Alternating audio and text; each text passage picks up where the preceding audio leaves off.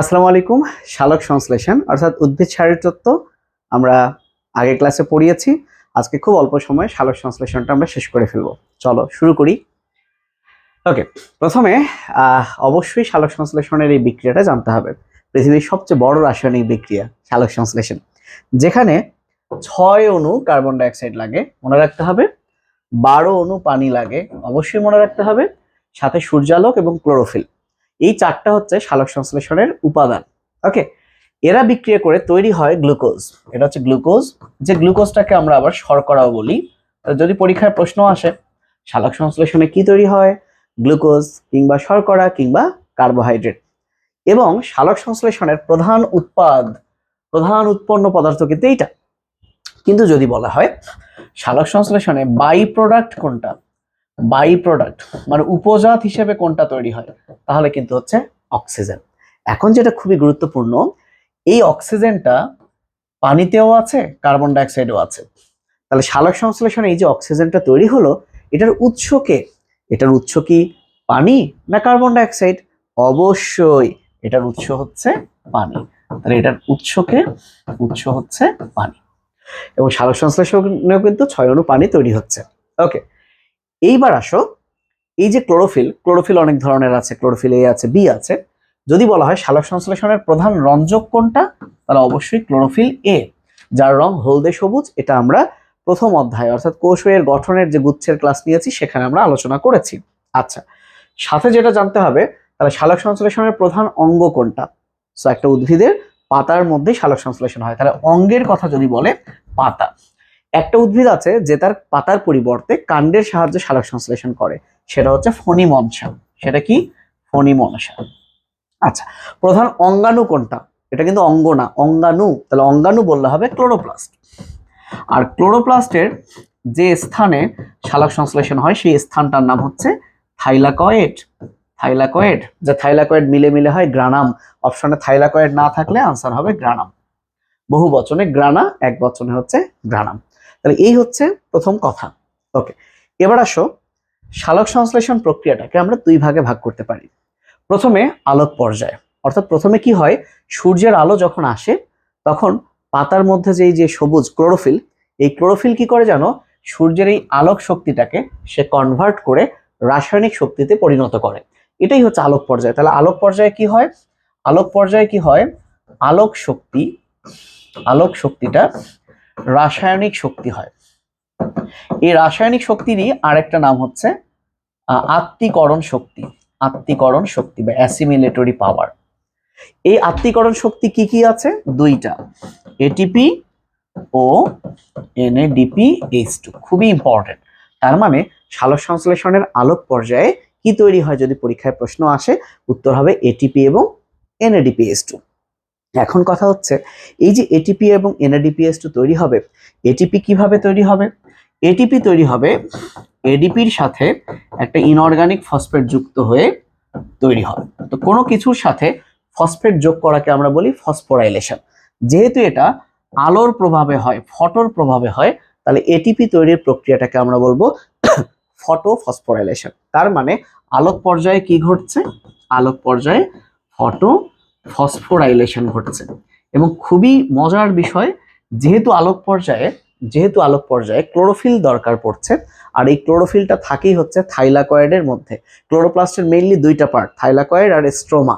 থাইলাকয়েডের মধ্যে যেহেতু ক্লোরোফিল থাকে, বিকজ থাইলা মানে থলে, থলের মধ্যে যেহেতু ক্লোরোফিল থাকে, তাহলে আলোক পর্যায়টা সংঘটিত হয় যদি বলে কোথায়, তাহলে আনসার হবে থাইলাকয়েডে সংঘটিত হয়। আর একটু আগেই বললাম থাইলাকয়েড মানেই কিন্তু, থাইলাকয়েডের স্তূপকে বলে গ্রানা। তাহলে আলোক পর্যায়ে সংঘটিত হয় হয় গ্রানায় না হয় থাইলাকয়েডে। অপশনে যেটা থাকবে সেটাই আনসার, দুইটা কখনোই থাকবে না। তো এই গেল আলোক পর্যায়। এখন এই যে ফটোফসফোরাইলেশন দেখছো আলোক পর্যায়ে, এই ফটোফসফোরাইলেশনটা হচ্ছে দুই ধরনের, একটা হচ্ছে চক্রীয় আর একটা হচ্ছে অচক্রীয়। অচক্রীয় মানে হচ্ছে একটা জায়গায় শুরু হয়ে আর একটা জায়গায় শেষ। চক্রীয় মানে হচ্ছে যে জায়গায় শুরু ওই জায়গায় শেষ। তো এই যে গোল্লাগুলা যদি ফটো সিস্টেম হয়, তাহলে অচক্রীয়তে দুইটা ফটো সিস্টেম লাগছে। এই যে এটা একটা। আরো একটা সহজ বুদ্ধি দেই, অচক্রীয় নামটা যেহেতু বড়, এখানে সব বেশি বেশি লাগে। যেমন যেমন যেমন পিএস মানে ফটো সিস্টেম, এখানে লাগে একটা ফটো সিস্টেম 1, এখানে লাগে দুইটা, ফটোসিস্টেম 2 থেকে ফটোসিস্টেম 1, অর্থাৎ 2ও লাগে 1ও লাগে। বিক্রিয়া কেন্দ্র এটার হচ্ছে 680, এটার হলো 700। দেখো সংখ্যা বেশি, তাহলে মনে রাখবো কিভাবে, অচক্রিয় বড়, সবকিছুই বড়। তরঙ্গ দৈর্ঘ্য এর লাগে কম, এর লাগে বেশি। পানির ভাঙ্গন, যত পজিটিভ জিনিস মানে ঘটবে মানে তো ওর বেশি, তাই না? তাহলে পানি ভাঙ্গন যেটাকে আমরা বলি ফটোলাইসিস, এর ঘটে না, এর ঘটে। যেহেতু পানি ভাঙছে, পানি ভেঙে কি হবে, অক্সিজেন তৈরি, এর হবে না, অচক্রিয়তে হবে। এবং এই পানির যে হাইড্রোজেন সেটা এনএডিপির সাথে বিক্রিয়া করে NADPH2 তৈরি এখানে হবে। তাহলে দেখো সব পজিটিভ, সবকিছুই বেশি বেশি, সব অচক্রিয়তে। শুধুমাত্র এটিপি এখানেও তৈরি হবে, এখানেও তৈরি হবে। কয়টা করে? বইয়ে আছে একটা করে, বাট এটাতে দুইটা হবে, এটাতে হবে একটা। এইটা কাজল ব্রাদার্সের বইয়ে স্পষ্ট পার্থক্যে লেখা আছে। যদি বলে চক্রিয়তে কয়টা, এটা একবার গুচ্ছ পরীক্ষা আসছিল, গুচ্ছ অথবা কৃষি গুচ্ছ, কৃষিতে দুইটা এটিপি, অচক্রিয়তে হচ্ছে একটা। এই একটা জায়গায় ব্যতিক্রম, যেখানে চক্রিয়তে একটু বেশি এটিপি তৈরি হয়। ওকে, আমরা যদি একটু ব্যাক করি আবার, তো আলোক পর্যায়ের কাহিনী শেষ। এই যে আলোক পর্যায়ে এটিপি এবং NADPH2 তৈরি হলো, এদের সাহায্যে অন্ধকার পর্যায়ে শর্করা তৈরি হবে। তাহলে অন্ধকার পর্যায়ে মানে কি? অন্ধকার পর্যায়ে মানে এখানে কার্বোহাইড্রেট তৈরি হবে, এবং কার্বোহাইড্রেট তৈরি হতে কার্বন বিজারিত হতে হবে, তাই এটার অপর নাম কার্বন বিজারণ পদ্ধতি বা কার্বোহাইড্রেট তৈরি পদ্ধতি। এখন কার্বোহাইড্রেট তৈরি হতে গেলে কিন্তু দরকার ক্লোরোফিল না, দরকার এনজাইম। আর এই এনজাইমগুলো থাকে ক্লোরোপ্লাস্টের এস্ট্রোমার মধ্যে। এ কারণে অন্ধকার পর্যায়ে কোথায় হয় যদি বলে, তাহলে উত্তর হবে এস্ট্রোমায়। তাহলে আলোক পর্যায়ে ঘটে থাইলাকয়েড বা গ্রানামে, অন্ধকার পর্যায়ে ঘটে এস্ট্রোমাতে। ওকে, এবং এই অন্ধকার পর্যায়কে তিনটা ভাগে ভাগ করা হয়েছে। একটা হচ্ছে C3, একটা হচ্ছে C4, এবং আরেকটা হচ্ছে ক্যাম। সো ক্যাম মানে হচ্ছে ক্রাসুলেশিয়ান অ্যাসিড মেটাবলিজম, অর্থাৎ এটা শুধুমাত্র ক্রাসুলেশি গোত্রে দেখা যায়। এবং এই গোত্রের এক্সাম্পল হচ্ছে সিতে মনে রাখতে পারো ক্যাকটাস, এতে মনে রাখতে পারো অর্কিড, আনারস। এবং এটা নিয়ে বিস্তারিত পড়ার দরকার নেই, জাস্ট গোত্রটার নাম হচ্ছে ক্রাসুলেসি, এর মধ্যে পাথরকুচিও আছে।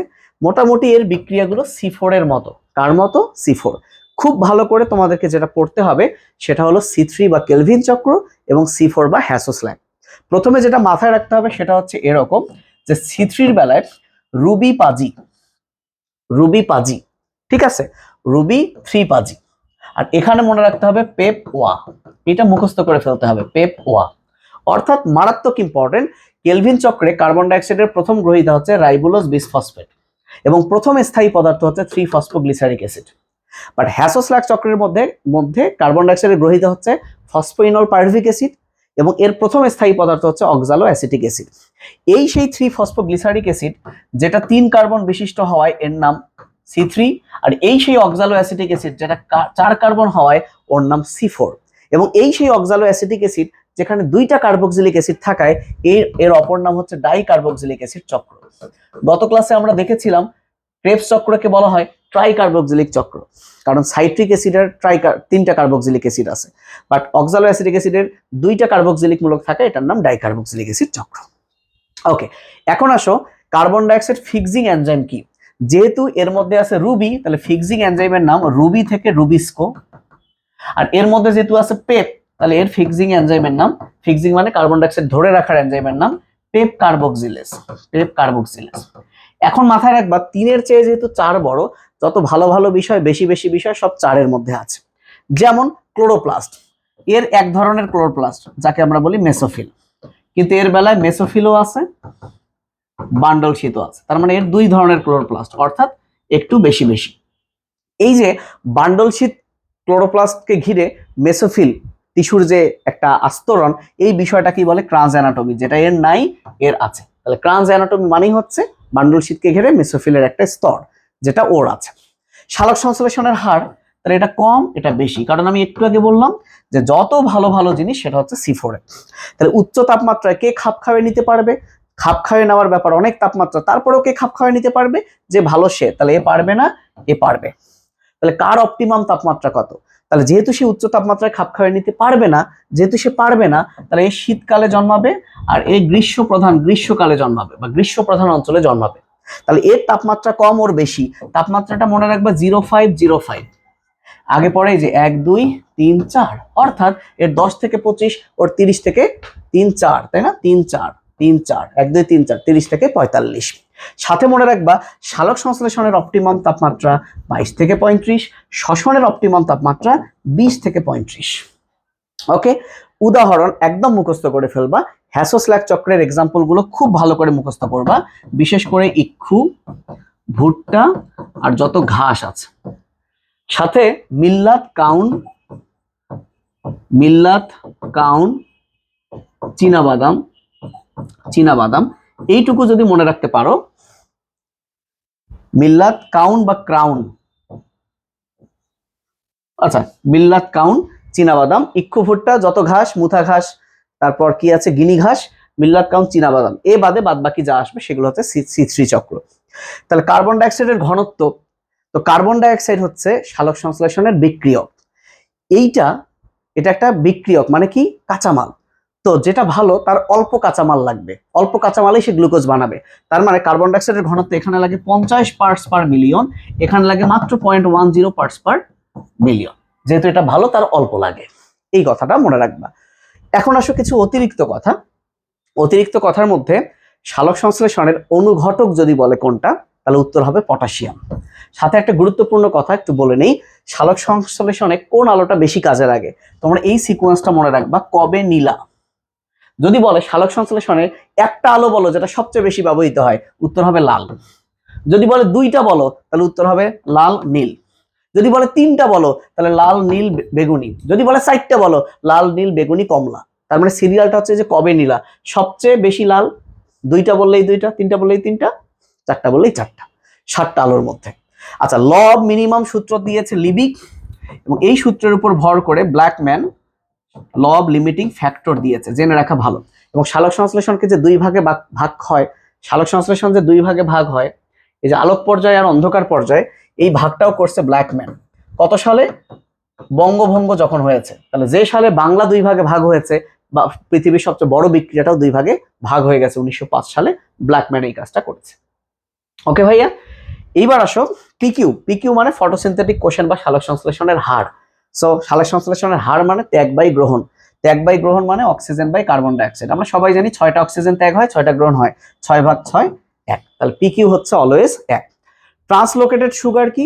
যে সুগার তৈরি হওয়ার পর সারা দেহে, তৈরি হওয়ার পর বলা ঠিক না, উদ্ভিদের বেলায় যে সুগার পরিবহন, ট্রান্সলোকেটেড মানে যে সুগার ট্রান্সপোর্ট হয়ে বিভিন্ন লোকেশনে যায়। প্রাণীর বেলায় ট্রান্সলোকেটেড সুগার হচ্ছে গ্লুকোজ, কারণ গ্লুকোজ সারা দেহে পরিবাহিত হয়। বাট উদ্ভিদের বেলায় ট্রান্সলোকেটেড সুগার হচ্ছে সুক্রোজ সারা দেহে পরিবাহিত হয়। এবং বায়োলজিতে সবচেয়ে শক্তিশালী অক্সিডেন্ট হচ্ছে P680+। মুখস্থ করে ফেলবা, একদম মুখস্থ করে ফেলবা। এইবার আসো একটা অতিরিক্ত জিনিস, থাইলাকয়েডে electron transport system. So electron transport সিস্টেমের কতগুলো বাহক আছে, কতগুলো কি আছে? বাহক আছে। তো থাইলাকয়েডে ইলেকট্রন ট্রান্সপোর্ট সিস্টেমের অনেকগুলো বাহক আছে। এর মধ্যে তোমরা নিশ্চয়ই জানো সায়ানো মানে নীল, এবং কেমিস্ট্রিতে শিখছো কপারের রং নীল। তো এরা যেহেতু, ধরো আমি ফাহাদ একটা ইলেকট্রন ট্রান্সপোর্ট সিস্টেমের বাহক, তো এই কলমটা হচ্ছে ইলেকট্রন, তাহলে ইলেকট্রনটাকে বহন করছে কে? আমার হাত। তাহলে আমি পুরাটার নাম আমার ফাহাদ, কিন্তু ফাহাদের কোন অংশটা ইলেকট্রন বহন করছে? ফাহাদের ডান হাত। এক্স্যাক্টলি এদের মধ্যে অনেক কিছুই আছে। এর মধ্যে কারা ইলেকট্রন আদান প্রদান করে? মনে রাখবা, প্লাস্টোসায়ানিনের বেলায় ইলেকট্রন আদান প্রদান করে হচ্ছে কপার, আর বাকি সাইটোক্রোমের বেলায় ইলেকট্রন আদান প্রদান করে আয়রন। ফেরিডক্সিন, এর নামেই তো ফেরি আছে, এর বেলায় আদান প্রদান করে কে? আয়রন। আর এর বেলায় আদান প্রদান করে ফ্লাভিন, FAD। এর বেলায় আদান প্রদান করে কে? ফ্লাভিন। সো FAD না লিখে আমি কি লিখি? ফ্লাভিন। আচ্ছা, সাথে একটা জিনিস মনে রাখতে হবে, সেটা হচ্ছে যে যাদের নামে প্লা আছে, যাদের নামে কি আছে? প্লা, তার মানে মনে রাখবে এটা পালায় মানে এরা দুইজন হচ্ছে চলনশীল। চলনশীল মানে চলতে পারে, এই বাহকগুলো চলতে পারে, চলনশীল। এখন আজীবন মনে রাখবা, নামের শেষে ইন থাকা মানে প্রোটিন। এই দুইটার মধ্যে এর নামে ইন আছে, তাহলে এটা হচ্ছে চলনশীল প্রোটিন, আর এটা বাকিটা চলনশীল লিপিড। তাহলে এই দুইটার মধ্যে কে লিপিড কে প্রোটিন, আশা করি তোমরা বুঝতে পেরেছো।